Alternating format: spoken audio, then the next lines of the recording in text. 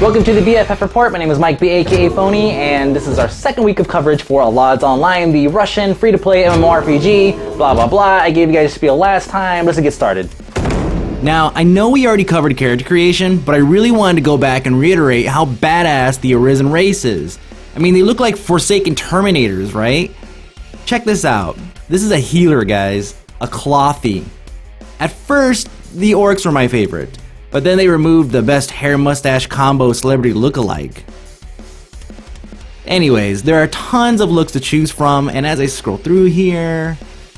But in the end, I settled on Baldy here. He'll be our guide through the Imperial faction today. You enter the game in the middle of some hot astral ship-on-ship action. Your first quest teach you the basics such as equipping your weapon, drinking buff potions, and then fighting the boarding astral pirates, or ass pirates for short. You move on to launch cannons at the opposing ass pirate ship, fight elementals, then move on to the deck where you see this giant beast who one-shots the ass pirate's ship. You, in turn, fight this dude who is, I guess, the ass captain. Everything blows up, and now you're in the sewer. I suppose there's a story in there somewhere, but I don't read quest text, so... And just so everybody knows, and this is going to be a huge turnoff for some people, there is no auto attack. Yes, no auto attack. You actually have to hit buttons.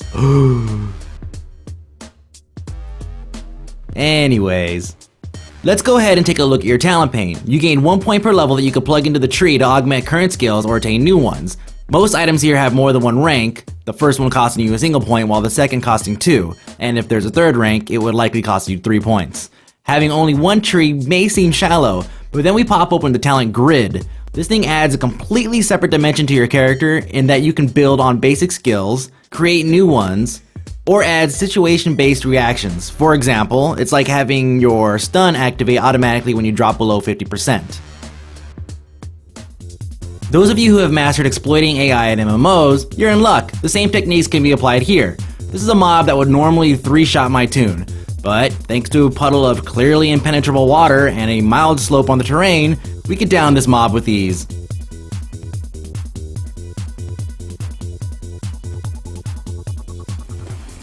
So I titled this clip, Your Friends Don't Care. In most MMOs, whenever you attack a single mob that's in a group, the other ones aggro as well. In this case, they just don't care. When you die in the game, you go to Purgatory. It's a dark, dreary hall, faintly lit by candles on either side. On one end is blackness, and on the other is the door that leads to the living world.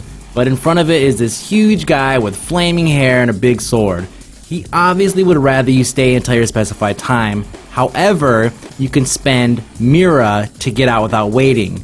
The higher the level you are, the longer you get to chill with the Super Saiyan and other relatively familiar faces.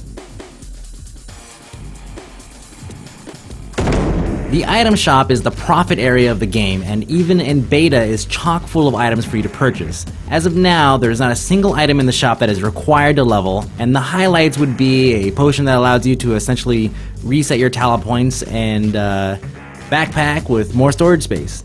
Bear in mind that both of these items are attainable through gameplay. Sadly, there are still people in the forums who cry about these items being accessible to those quote-unquote with money.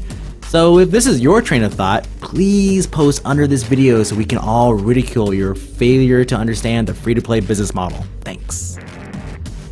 Alright, so this is going to be a fun one. The controversial fatigue XP system. The community managers will tell you that it's a bonus, and some would agree, but there are others who do not. I won't state my opinion, but I will happily provide you guys with the facts. Fatigue XP is bonus experience that you get whenever you turn in a quest. That is usually equal to the base amount that you would have normally gotten otherwise. So if you turn in a quest worth, let's say 150 XP, you'll get 150 fatigue XP added to your fatigue bar, which is the blue one. That's 300 total. There is a catch. It's capped each day. From what I can tell, you get what is equivalent to 1 level worth of fatigue XP before it caps out. This may diminish at higher levels, and I can't be certain. But I want to give 2 demonstrations that show fatigue XP in action. First, as you can see, I just leveled. and I still have a full blue bar fatigue XP. So I'm gonna go find an inn and rest. By resting, all of my fatigue XP turns into regular XP. So once we do that, I see that I'm just shy of leveling again. So I'm gonna go run, turn in another quest real quick, come back, talk to the inn guy again, and then boom. I just dinged twice within a handful of minutes. This next example will simply provide a visual demonstration of the difference between taking advantage of the fatigue XP system and not. I just dinged 9 and I have capped fatigue. So I decided to log for the day. Next morning I wake up, I have a ton of quests to turn in all over the place, probably 17 or 18 or so, and I just basically run around and turn them all in and collect XP. Now watch the bar in the upper left corner. The purple represents regular XP, the blue is the bonus. If I hadn't waited until the next day to turn these in, I would be sitting at roughly 1/3 of the way into level 9. But by converting fatigue, I am now 2/3 of the way in, and I have plenty of follow-up quests to go through. But I'm curious to know what your thoughts are on this system. Do you think that fatigue XP is a feature you'd like to see implemented in your favorite MMO, or do you think it's pretty much fail sauce? If you haven't noticed, the layout of the Imperial city is architecturally magnificent.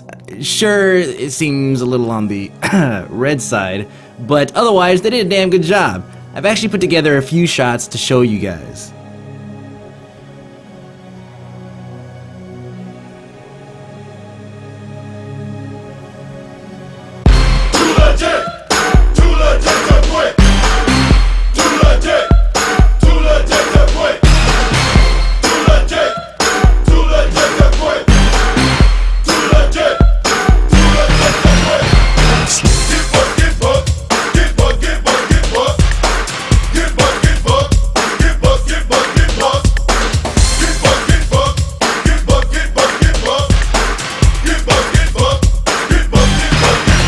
Alright, so that pretty much wraps up the coverage for Allods Online, the free-to-play MMORPG that is due to be out sometime in 2010, so sometime in the next 365 days, since 2010 is like next week. If you guys have any questions, comments, concerns, check me out at IamTheMikeB. If anything else comes out for Allods that I feel is relevant and you guys should definitely see from me instead of like, you know, Zam.com or anything like that, I'll be sure to let you guys know in a future episode. So that's all I got. See you later.